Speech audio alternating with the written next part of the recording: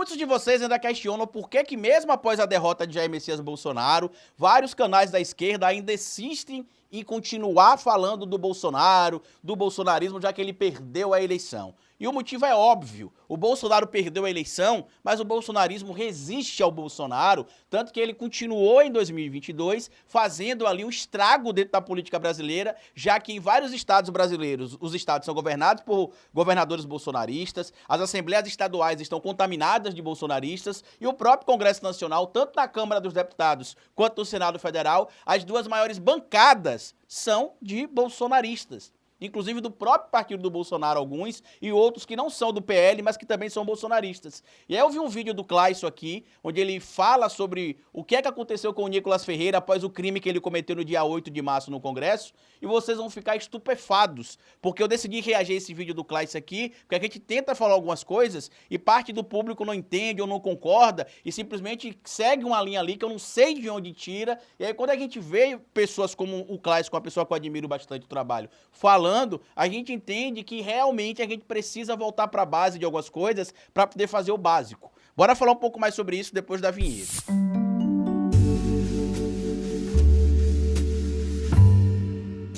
Pois bem, meu povo, antes de seguir esse vídeo, eu queria pedir a você que deixasse like no começo do vídeo, porque se deixar lá pro final você esquece. E queria pedir a você também, se puder colaborar com o nosso trabalho, que seja membro do canal, o apoiador. É uma maneira que vocês têm de manter o nosso canal existindo aqui de forma independente. E se puder colaborar de outra maneira, colabore com o nosso Pix. Pix do canal é esse que está aparecendo na tela, e você pode colaborar se quiser, quando quiser e se puder também. A gente está fazendo alguns testes aqui no canal, eu estou fazendo algumas adaptações, tem muita gente que estava pedindo para fazer react de vídeo, como eu não sou engraçadinho, eu não sou, né, humorista ou comediante, ou alguém que saiba tirar essas sacadas interessantes na gravação dos reacts aqui, eu decidi fazer reacts de canais que eu gosto e que eu acompanho o trabalho, e fazendo sempre aqui a minha análise sobre o ponto que está sendo trazido para a discussão, porque eu estou muito preocupado com algumas coisas que têm acontecido no nosso campo, e eu vi esse vídeo aqui do Clayson, e achei extremamente importante esse vídeo do Clayson, porque ele fala sobre o que aconteceu com o Nicolas Ferreira após o dia 8 de março, e como a extrema-direita, que é um evento, né, um movimento global que tem ganhado força nesse momento, não perdeu a força, diferente do que muita gente acha que está acontecendo. Porque acabou a eleição em 2022, o Bolsonaro perdeu e está todo mundo pronto, acabou o Bolsonaro, vamos agora falar de outras pautas importantes para a esquerda. Vamos falar do veganismo, vamos falar da pauta de cuidado com os animais, vamos falar da pauta de combate ao racismo, ao feminicídio, à transfobia, à homofobia e a política a gente deixa para lá no que diz respeito à extrema-direita. E não! Tudo isso tem de continuar sendo discutido. Mas vamos aqui para o react do vídeo do Clayson. Eu vou fazer algumas intervenções de vez em quando para a gente conseguir fazer aqui uma observação correta. O vídeo vai ficar um pouco maior do que vocês acompanham aqui, mas acompanhem que vocês vão gostar do formato. Salve, progressistas! Eu sou o Clayson. O vídeo de hoje, ele é uma reflexão, talvez uma das mais importantes do canal. Uma das mais importantes. Nosso canal vai completar, esse ano, 10 anos de existência. E um dos objetivos desse canal... O meu vai completar 8, Clayson. A gente começou quase na mesma época na internet, no YouTube, pelo menos. Sempre foi o combate à extrema-direita, do ponto de vista do que a extrema-direita representa para a sociedade, especialmente para a sociedade brasileira, mas a gente fala sobre uma questão geopolítica, uma questão internacional também, mas principalmente para o estrago que pode ser feito para uma população como o Brasil, os pensamentos da extrema-direita. E a gente também traz aqui, como sempre trouxemos desde o começo, ao longo desses anos, as respostas necessárias e as soluções necessárias. Não é apenas crítica, entende? Isso é importante que o Clássico está falando, porque tem muito canal aí que está crescendo, ou que cresceu, basicamente com ataques ao Bolsonaro e ao bolsonarismo, sem apontar a solução, sem apontar alternativas, sem apontar soluções para o problema que é real que está acontecendo, enquadramento na lei, quais tipos de políticas públicas podem ser implementadas para mudar esse ou aquele tipo de conduta, porque como ele mesmo vai falar aqui, como ele mesmo falou aqui, isso representa um risco para o Brasil e a extrema-direita é um evento global. A extrema-direita não está em ascensão só no Brasil, ela está em ascensão no mundo todo. Tanto que se você observar, aconteceu nos Estados Unidos esse evento, de ascensão da extrema-direita com a eleição do Trump. Aconteceu aqui no Brasil a eleição do Bolsonaro. Quase acontece no Chile com a eleição do Antônio Casti. Está acontecendo na Argentina nesse momento com alguns deputados que são de extrema-direita, entre eles o Javier Milei. E muita gente não consegue entender a importância da discussão. Acha que não, que a gente tem de agora focar só nesse tipo de política de esquerda, só nesse tipo de pauta. E não, a esquerda ela é heterogênea. Ela tem pautas que são divergentes entre si, porque a esquerda é bastante democrática, mas que no contexto do universo macro da ideologia de esquerda, os pontos acabam se convergindo na maioria dos eventos ali e se divergindo também em muitos outros pontos, mas o importante é que, no final das contas, o bem comum é o que sempre é alcançado dessas discussões. E é isso que muita gente não consegue entender. Eu vejo que muitas pessoas focaram muito em vamos falar mal do Bolsonaro, vamos falar mal da Bia Kicis, da Carla Zambelli, do Nicolas Ferreira, e tá tudo certo, vai chamar a atenção, cria aquele sensacionalismo em cima, e as pessoas dão like, todo mundo gosta e tal, mas não existe nada de propositivo. Não existe proposição. Meu pai tem uma brincadeira, né? Meu pai chama a parte desses canais aí que fazem esses conteúdos só para alcançar os clickbaits e trazer os seguidores e as visualizações de esquerda terrorista. Né? É claro que é uma brincadeira que ele faz por causa dos títulos, que é só assim, bomba, bomba, bomba, bomba, e quando você acessa lá, não tem bomba nenhuma. É basicamente uma reprodução de um vídeo de um desses políticos bolsonaristas, com algumas piadinhas que, diferente, por exemplo, do que faz muito bem feito alguns humoristas aí que reagem a material, as piadinhas são só para tentar acrescentar algum material, conteúdo que não agrega no todo, e não tem citação, como o Cláudio falou, de nenhum tipo de material que possa vir a apontar a solução. É basicamente a crítica pela crítica. E isso não é saudável, ou como alguns gostam de chamar, né, não é salutar. Nessa história. É a crítica pela crítica. E esse trabalho de falar mal é um trabalho muito simples, é fácil. E quando você começa a falar mal, você vai atrair para você os olhares, os holofotes. Porque, de certa forma, as pessoas têm esse interesse. Nós, seres humanos, a gente tem interesse por isso. Do ponto de vista psicológico, é um gatilho ali, é uma bait, né, que o pessoal fala. O exemplo é o meu próprio canal. Toda vez que eu faço um vídeo aqui xingando o Bolsonaro de vagabundo, de bandido, em momentos que eu acho que é adequado eu falar aquilo, porque não é em qualquer vídeo que eu chamo esse bandido de bandido, apesar de falar Bolsonaro, bandido e vagabundo é quase que um pleonasmo, mas são os vídeos que a galera comenta. Eu gosto de ver os vídeos do Carlito Pistola, que são os vídeos que às vezes eu acabo saindo um pouco da linha racional em parte do vídeo e indo mais para a parte humana ali do que eu tenho vontade de falar. Mas eu preciso lembrar, e eu faço sempre essa ponderação nos vídeos, que eu não sou meramente um cara que tem de estar atacando ou xingando. Eu sou o cara que está aqui na discussão pública para apontar alternativas, soluções, que por isso que é importante o debate público. Uma isca. E com isso as pessoas vão acabando se alimentando e retroalimentando tudo isso. O vídeo de hoje ele traz uma reflexão fundamental, propositiva. Ele mostra uma realidade e mostra, através de uma notícia catastrófica, né, mas extremamente previsível, como que a gente pode mudar esse cenário.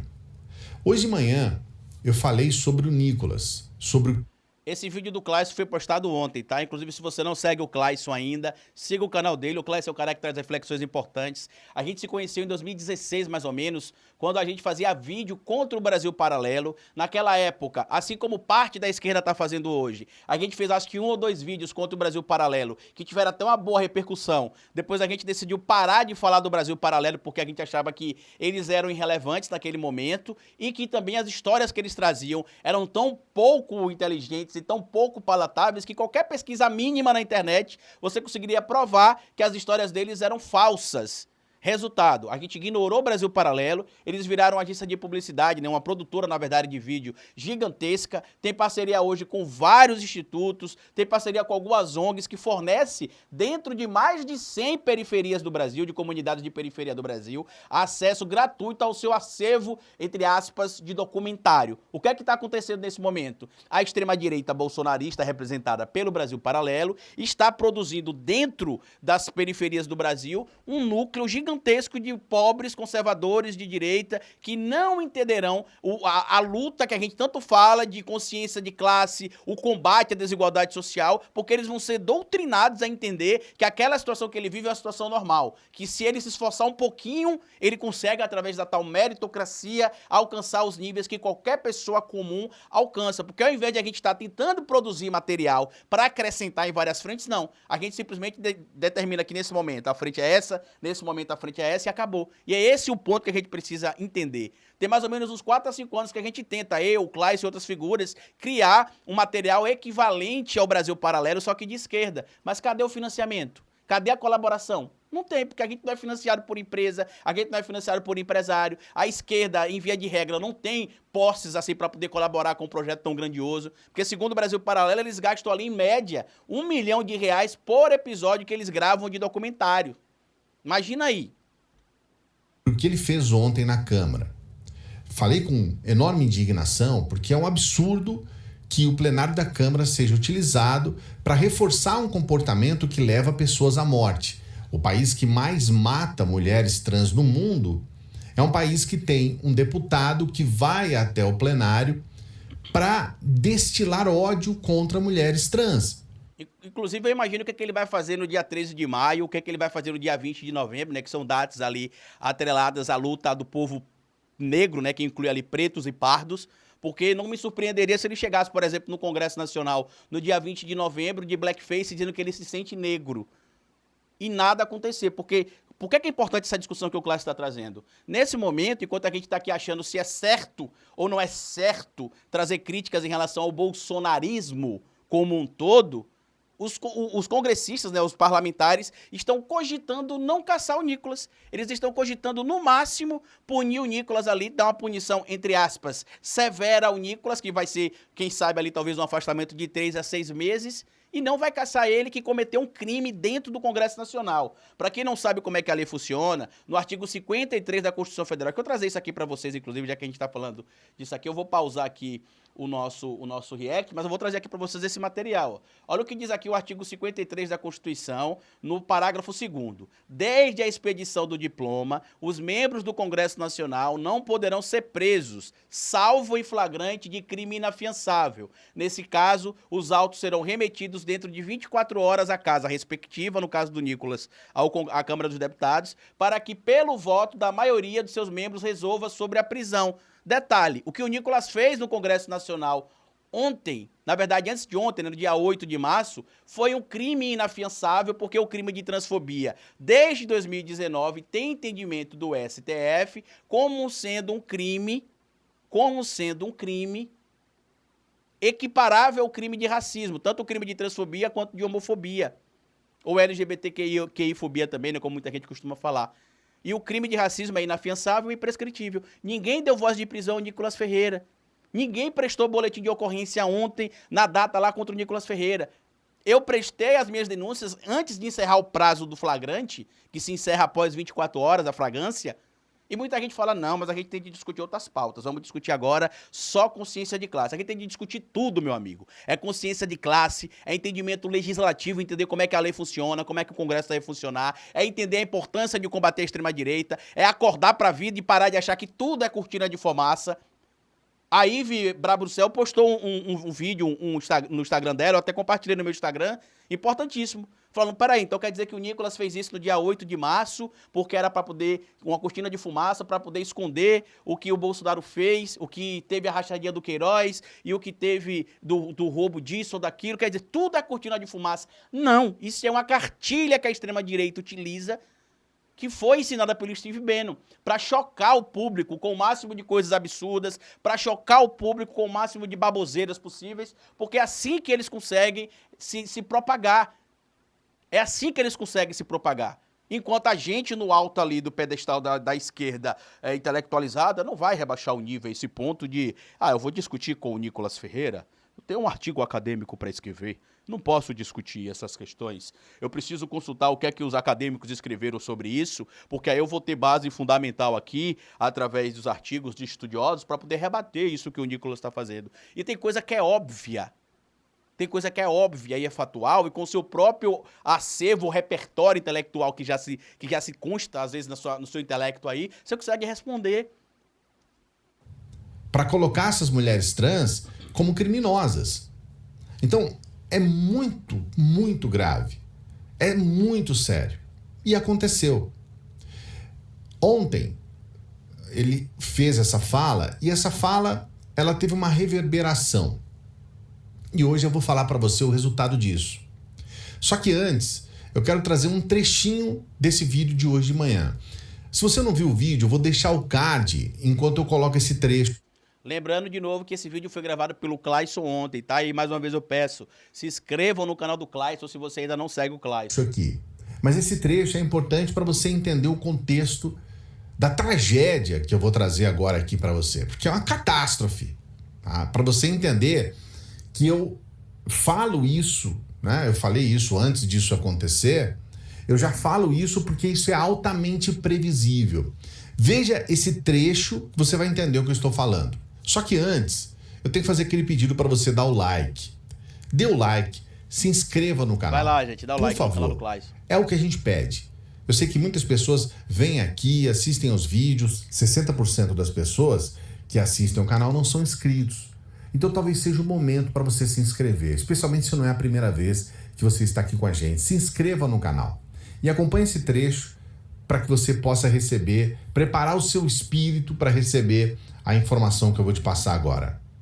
O resultado para o Nicolas, do ponto de vista da ação, é positivo, porque ele tem em torno de si aquela projeção em que todos os extremistas da direita sempre recebem de um determinado grupo ou de uma determinada parcela da sociedade. E no segundo momento, eles são premiados com isso. O que o Nicolas teve como resultado da fala criminosa que ele fez há 2 anos atrás? Para quem não lembra, né, em 2020, o Nicolas Ferreira cometeu o crime de transfobia também em 2020. 2021, na verdade, ele que tinha tomado posse, né, como vereador. Em 2021, para ser mais específico. Ele cometeu um crime contra a Duda Salabé dentro da Câmara de Vereadores. Lembre que em 2021 já se tinha o entendimento do STF que o crime de transfobia e de homofobia eram equivalentes ao crime de racismo, e o Nicolas Ferreira não teve nada. Ao contrário, foi premiado pelo Estado de Minas Gerais, elegendo ele o parlamentar mais votado do Brasil. E aí, quando eu disse lá na minha live da Folha Democrata, junto com o Pedro Zambarda, junto com o Gustavo Mendes, de que quem tá achando aí que a extrema-direita tá enfraquecida porque Bolsonaro perdeu a eleição, o Nicolas pode ganhar uma eleição, quem sabe, para prefeito de Belo Horizonte. Ele pode ganhar também, quem sabe, uma eleição muito em breve para o governo de Minas Gerais. E não é improvável, porque lembrem vocês que o mesmo estado de Minas Gerais que deu a vitória ali para o presidente Lula, deu a vitória para o Nicolas Ferreira e deu a vitória para o Cleitinho, senador da República, que não faz porcaria nenhuma, a não ser gastar o seu dinheiro e meu dinheiro para disseminar sabidamente informação falsa. Então, quando eu venho aqui, quando o Clayson vem ali, também no canal dele, né, vem aqui, todo mundo vem aqui nas redes fazer o material, é para a gente poder trazer algum tipo de informação. Cada canal tem a sua importância, é essa pauta que eu estou batendo aqui já tem alguns dias. Ele foi premiado, esse é o prêmio. E sim, ele foi premiado, só para arrematar esse ponto, ele ganhou vários seguidores, ele foi eleito deputado federal, aconteceu a mesma premiação com o Maurício Souza, que foi também homofóbico e acabou sendo premiado, ganhando vários seguidores nas redes sociais, sendo premiado depois também com o título de deputado. Aconteceu a mesma premiação com o Eduardo Pazuello, que foi eleito deputado federal, aconteceu a mesma premiação com o Ricardo Salles, que foi eleito deputado federal. Aconteceu a mesma premiação com o André Fernandes, que também foi eleito deputado federal. Então, assim, ou a gente acorda pro óbvio, ou então vai ficar só nessa discussão sempre de que não. A gente precisa discutir academicamente apenas, porque a gente não pode se rebaixar a esse nível aí dos bolsonaristas. A gente, intelectualizado, não pode. E não, às vezes a gente tem de falar a linguagem direta do povo mesmo. No meu livro Falando de Política Sem Politiquês, que eu fiz ele de forma bem resumida e direta, a ideia é essa, que as pessoas entendam contextos de política. Porque, por exemplo, não adianta só explicar o que a gente está fazendo aqui, por exemplo, a luta de classe, se eu não explicar que o Nicolas Ferreira fez é crime e que tem lei para punir esse crime e explicar para o povo como é que acessa a lei para poder punir esse bandido chamado Nicolas Ferreira. Como eu fiz, inclusive, a minha denúncia no Ministério Público Federal, como eu fiz a minha denúncia no Congresso Nacional, apontando ali, fundamentando quais artigos ele teria infringido e qual crime ele cometeu. Agora eu pergunto, quantas pessoas do povo sabem quais crimes ele cometeu, como é que pode denunciar os crimes que ele cometeu? Eu publiquei no meu Instagram ontem como é que poderia fazer a denúncia e disse que quem quisesse mandar mensagem para mim, eu encaminharia o meu texto formal ali para que todo mundo encaminhasse aquele texto para o site da denúncia. Pouquíssima gente veio atrás de mim para poder fazer essa denúncia. E aí depois a gente fala, não, mas como é que é um absurdo esse cara ser deputado? Como é que ele comete crime e ninguém faz nada? Porque a gente não cobra. Falta politização das pessoas, que parte desde o entendimento sobre o que é esquerda, direita, luta de classe, formação política, até o básico de entender o mínimo sobre a legislação, sobre o que é lei, sobre o que é crime. E que, como eu disse, é um processo que envolve várias esquerdas e vários canais. Ele foi premiado com uma das maiores, a maior votação, né, para um deputado do Brasil, e ele se transformou num deputado federal. Então, veja bem, qual que é o pensamento de um sujeito desse? Ele vai, com o tempo, entender que, bom, se eu continuar, eu só tenho a ganhar com isso. Pois bem, como você viu, em resumo, o que eu disse ontem é que essas falas, elas oferecem engajamento. Elas chamam a atenção de setores da extrema-direita brasileira. E eles fazem isso de propósito, porque sabe que isso vai trazer engajamento. Porque enquanto a gente está soltando fogos indo pra praia, imaginando que porque o Bolsonaro perdeu a eleição, que, estamos de boa, e esquecendo que a bancada do Congresso, tanto na Câmara dos Deputados quanto no Senado Federal, a maioria é de direita bolsonarista, tá? Sem falar não só naqueles que são do próprio partido do Bolsonaro, como aqueles que não são do partido do Bolsonaro, mas são de outros partidos que se identificam como bolsonaristas, independente de o partido ser ou não ser um aliado, por exemplo, de Jair Messias Bolsonaro. E aí, em vez de a gente estar lutando aqui para entender isso, não, a gente está achando que é tudo normal. Eu vou falar isso aqui diversas vezes, porque é óbvio mesmo o que a gente está dizendo aqui, mas parece que para parte da população não. E eles vão continuar vencendo. Eu até vi o react do Luigi, né, reagindo ao meu vídeo lá sobre a esquerda, os filhos dos canais da esquerda. Ele, porque os canais, a esquerda tá vencendo, porque os canais da esquerda radical estão crescendo. Mas a gente tem de ter mais canais, porque vamos na linha do raciocínio de que tá bom, a esquerda tá vencendo porque a esquerda radical tá em ascensão. Mas quantos canais tem da esquerda radical hoje em ascensão? A gente tem que ter muito mais. Porque a questão aqui não se pauta no meu protagonismo, ou no protagonismo do Clayson, ou no protagonismo do Meteoro Brasil, ou no protagonismo do Thiago Santinelli, ou no protagonismo do próprio Luigi, da Laura, do Gustavo Gaiofato, do Ian Neves, do meu amigo Ferrez. Aqui não tô falando de protagonismos individuais, eu tô falando de um coletivismo. Hoje eu tô aqui com a camisa do meu parceiro Ferrez, eu quero até botar em tela grande aqui pra vocês verem, ó, porque a gente tem de fortalecer os nossos aqui, ó. A gente tem de fortalecer os nossos, indicar os nossos. É isso que a gente tem de fazer, como a extrema-direita faz. A gente tem de fortalecer os nossos. E isso aumenta o engajamento e premia a ele, inclusive, com cargos. E é uma cartilha do Steve Bannon. Desculpa estar pausando aqui toda hora, mas é uma cartilha do Steve Bannon. Fale e faça os maiores absurdos todos os dias, envie isso para a mídia ou deixe isso claro para a mídia, porque eles perderão mais tempo tentando mostrar o quão absurdo é aquilo que você falou do que realmente tentando informar o que é importante. Então não é cortina de fumaça, é o foco para a extrema-direita. O Brasil deu 58 milhões de votos para Bolsonaro. Todos são de extrema-direita? Não, mas no mínimo de 20% a 25% são. E outro percentual que não se enxerga como extrema-direita é anti-esquerda, anti-PT e volta em qualquer coisa que não seja a esquerda ou que não seja o PT. Mas não, tá tudo bacana aí, a esquerda tá vencendo. Hoje, nós tivemos uma pesquisa que foi divulgada no Globo, no Sonar, que fala algo absurdo. O título é: Nicolas Ferreira ganha 46 mil seguidores após fala transfóbica. Aumento só fica atrás da posse e de 8 de janeiro. Você acredita que depois do 8 de janeiro ele ganhou seguidores? Muitos seguidores. Aí, do 8 de janeiro ele ganhou seguidores, do dia 8 de março ele ganhou seguidores. A gente viu ali que no 8 de março ele ganhou 46 mil seguidores. Vamos ver quantos seguidores ele ganhou do 8 de janeiro. Por conta disso, após vestir uma peruca na tribuna da Câmara dos Deputados para fazer um discurso transfóbico. Olha, já dá para ver ali, ó. Depois do 8 de janeiro ganhou 48 mil seguidores, olha lá, ó. E entre dia 31 de janeiro e 2 de fevereiro, ganhou 109 mil seguidores. Em 2 meses, né? Porque ali tá no final de janeiro até agora. Em 2 meses, o Nicolas Ferreira ganhou 200 mil seguidores. Quantos perfis em redes sociais de esquerda você conhece que tem 200 mil seguidores sem colocar o YouTube na conta? Coloque aí Instagram e Twitter, que são onde eles são mais ativos. Tira aí o YouTube. Quantos perfis de esquerda você conhece que tem mais de 200 mil seguidores? Porque o Nicolas conseguiu isso em 2 meses. O deputado federal Nicolas Ferreira teve o terceiro maior pico de seguidores do ano. Ganhou 46,3 mil novos internautas em suas redes em um dia. Um dia. O aumento da popularidade ficou atrás apenas dos ganhos no período entre 31 de janeiro e 2 de fevereiro, quando Ferreira tomou posse na Câmara dos Deputados, 109,4 mil seguidores, mas aqui estamos falando de praticamente 3 dias. E após os atos golpistas do dia 8 de janeiro, 48.300 seguidores. Então, veja bem, esses dados da consultoria... Todos os bolsonaristas que fizeram algum aceno ao golpe do dia 8 de janeiro ganharam muitos seguidores. Todos. A matéria aqui está trazendo o Nicolas, mas todos ganharam seguidores.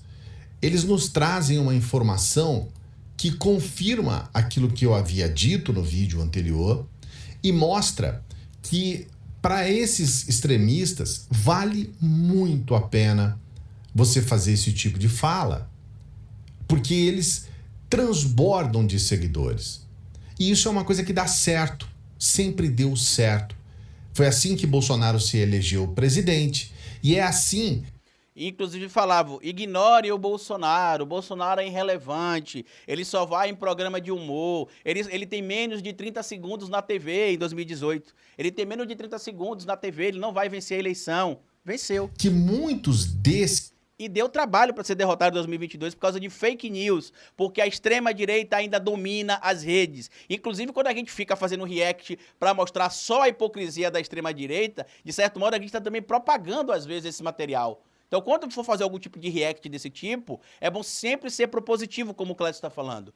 Como eu tenho visto, inclusive, muitos canais já fazendo, mas que tem de ser mais ainda. Surgirem outros canais também. Esses extremistas se elegem deputados, como aconteceu o ano passado.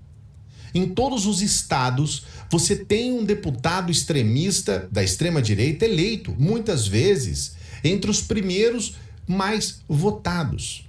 A gente fala sempre do raspacu, né?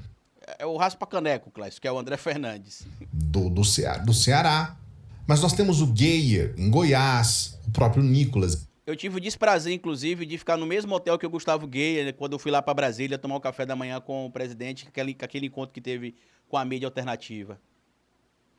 Lamentavelmente, eu tive de... Em Minas Gerais. Em São Paulo, então, é Carla Zambelli, é Mário Frias, é o ministro Ricardo Salles, incendiário, que agora quer ser até prefeito.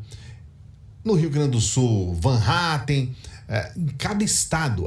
Inclusive, o Van Hatten, né, que é do Partido Novo, o Novo, é porque eu apaguei a matéria aqui que estava separada para fazer o vídeo para vocês. O Novo nem se importa mais em deixar claro que eles são realmente de extrema-direita, que aquele discurso todo de liberalismo, que a gente não quer onerar o Estado, a gente não recebe fundo eleitoral, fundo partidário, caiu por terra. Eles acabaram de provar alguns dias atrás que o partido vai ter acesso a esses fundos que eles têm direito. Porque eles sabem que o eleitor deles, na grande maioria, está pouco se lixando se ele vai receber dinheiro do Estado ou não, desde que faça o discurso que eles querem ouvir, é o que importa. E é isso que a extrema-direita entendeu. É impressionante a lista. Ela é gigantesca. Em cada estado, um desses deputados extremistas de rede social, deputado de internet, eles são eleitos com expressiva votação. Aqui em Sergipe a gente tem um deputado estadual que foi eleito assim, a gente tem um deputado federal que foi eleito assim. E com o Nicolas não seria diferente. E aí nós temos um segundo problema. Ah, Cláudio, então por que a gente não vai caçar essas pessoas? No caso do Nicolas, o Nicolas tem 26 para 27 anos. Se ele for caçado agora, hoje, caçado, ele vai voltar à política com 34 anos. Beirando os 35, próximo da eleição para a presidência da República, o governador do estado, se lançando ali, quem sabe, governador. Se lançando ali, quem sabe, candidato a senador. Se lançando ali, quem sabe, candidato à presidência da República. Ah, Carlito, mas é um absurdo vocês falarem isso. Bom, o Collor ficou inelegível e depois foi eleito senador da República. Vocês lembram disso? Porque eu lembro. 35 anos. Ou seja, ele tem ainda uma vida política gigantesca pela frente. Muita gente entra na política com 40 anos, 50 anos. Ele vai estar com 34. E aí você fala, mas qual é a salvação, então? A gente vai ser refém da extrema-direita e dessas pessoas que falam frases criminosas para sempre? A gente sempre vai ser refém desse pessoal? Eles sempre vão estar atentando contra a democracia, sempre utilizando as redes sociais para ter projeção? Qual é a solução para isso, Clássio? Olha, eu quero dizer para você, existem inúmeras. Perfeito, Cláudio. Uma delas, por exemplo, é o processo de entendimento sobre o que é esquerda, sobre o que é socialismo, sobre o que é comunismo, sobre como é que funcionam os processos políticos, por exemplo, o que é uma república, o que é uma democracia, quem pode ser político, quem não pode ser político, como é que funciona o nosso sistema eleitoral, como é que funciona o nosso sistema no poder executivo, porque o MBL e outras figuras, por exemplo, que ganharam bastante projeção nas redes sociais, ganharam entendendo que parte do público não acompanha as informações do que está escrito na lei. E sabe como é que eu sei disso? Por que eu estou revoltado com essa situação do Nicolas Ferreira? Porque vamos aqui na Constituição, no artigo 53, ó, tá aqui, ó. Eu mostrei isso no meu vídeo de ontem, na denúncia que eu fiz, inclusive, também ao Ministério Público Federal e ao Congresso Nacional contra o Nicolas Ferreira. Eu mostrei isso aqui, porque depois da diplomação, os deputados e senadores não podem ser presos por qualquer crime, porque, como diz aqui no artigo 53, eles são aqui invioláveis civil e penalmente por quaisquer de suas opiniões, palavras e votos. Só que tem um problema. Dentro do direito, a gente precisa lembrar que nenhum direito é absoluto. O que isso quer dizer? Que ele não pode, por exemplo, invocar a inviolabilidade do seu decoro ali como parlamentar, por exemplo, das suas falas criminosas, alegando decoro parlamentar, para cometer crime. E aí, quando você vem no artigo 53, parágrafo 2º, é o que está escrito ali, ó. Desde a expedição do diploma, os membros do Congresso Nacional não poderão ser presos, salvo em flagrante de crime inafiançável. Neste caso, os autos são remetidos dentro de 24 horas à casa respectiva, no caso do Nicolas, a Câmara dos Deputados, para que, pelo voto da maioria de seus membros, resolva sobre a prisão. Aí os deputados decidirão. Fizeram isso, inclusive, sabe com quem? Com o deputado Daniel Silveira, quando ele era deputado. Agora, sabe por que a gente precisa informar o público? Porque olha o que diz aqui, ó, o parágrafo 2º. Ele pode ser preso, salvo em flagrante de crime inafiançável. O crime que ele cometeu, que é o crime de racismo, já que transfobia e homofobia são equivalentes a crime de racismo desde 2019, até que se cria uma lei equivalente, que foi o que o STF, até que se cria uma lei que regulamente isso, o STF decidiu por 8-3, enquadrar o crime de homofobia e transfobia como crime de racismo. Ele cometeu o crime inafiançável e lá no Congresso Nacional transmitido por TV ao vivo. Por isso que eu fiz a denúncia antes de 24 horas, para que o flagrante se tivesse mantido. Só que ninguém sabia disso. Por que ninguém deu voz de prisão? Na verdade, não é que ninguém sabia, né? Se sabia. Mas por que ninguém deu voz de prisão ao Nicolas? Por que o Boulos, por exemplo, que conversou com o Nicolas, não deu voz de prisão para ele? Por que outros deputados lá que eram policiais ou que têm entendimento da lei não deram voz de prisão a ele? É isso que a gente tem de cobrar também. Porque o que ele cometeu foi um crime. E aí, como o Cláudio falou, tem várias soluções. Uma delas, por exemplo, é explicar como é que funciona a lei. Outra delas é passar pelo processo de politização. No meu canal, por exemplo, tem um curso gratuito, o curso básico de ciência política, que era pago, era R$30, e eu decidi abrir depois pro público por R$30. Ou de graça, melhor dizendo, né? Que o primeiro era 30, depois eu decidi abrir de graça pro público. Tá lá na playlist, vai lá, playlist que tem lá. 8 aulas gratuitas sobre o que é política, quem pode ser político, quais os critérios você precisa seguir. A gente não pode ficar dentro da esquerda apenas na parte teórica. A gente tem que entender a parte teórica, a parte prática e a parte legal. Mas nós precisamos colocá-las em prática. Eu vejo muitas pessoas, eu não concordo, tá? Mas tem muitas pessoas que criticam os governos petistas, como, por exemplo, aqui no canal mesmo nós tivemos um comentário assim, Clayson, o governo PT, ele se esforçou muito para ter um resultado, para dar um bom resultado social e econômico. Tá ótimo, não tá? Mas ele não se preocupou em educar a população, em passar informações de qualidade para a população. E para essas pessoas, são os governos petistas que criaram a extrema-direita. Veja bem, eu discordo Eu também discordo, porque se fosse o governo petista, por que a extrema-direita hoje é um evento global? em alguns pontos. O principal é que a extrema-direita não é um fenômeno brasileiro, não é um fenômeno Boa, nacional. Clayson. A extrema-direita é um fenômeno global. E o Brasil não poderia ser diferente. Nós somos uma nação com 220 milhões de habitantes. Nós somos um país importante. Então, por que nós seríamos diferentes do que está acontecendo no restante do mundo? A questão é que em várias partes do planeta existem formas diferentes de lidar com isso. E uma das formas que eu considero fundamentais para lidar com essa questão é por intermédio da educação. Ah, Cláudio, você está falando isso porque você é formado em pedagogia, em filosofia, sociologia, você está puxando sardinha aí para o seu prato, você está sendo uma pessoa que está fazendo proselitismo e tudo mais. Não. Não. O cara está totalmente correto. Por quê? Porque em todos os países que se viu, por exemplo, a ascensão de fake news ou da extrema-direita, só se conseguiu resolver isso através do processo de educação, junto com o processo de informação. Eu vou dar exemplo a vocês que estão aqui acompanhando o nosso canal aqui, por exemplo, que tem filhos. Vocês conheciam esse site aqui, por exemplo?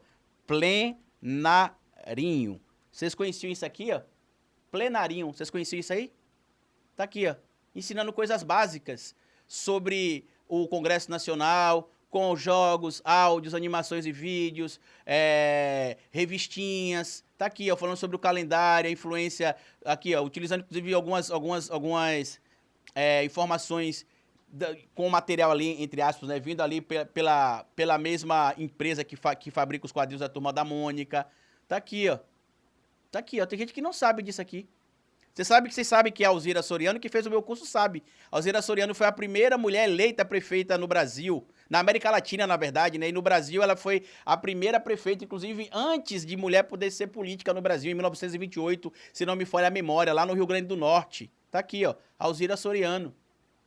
Isso aqui, ó, pra criança, tá aqui, não dá pra politizar a criança não, porque é muito complicado, tá aqui, eu vou fazer depois outro react, porque esse vídeo ficou muito grande, mostrando isso aqui.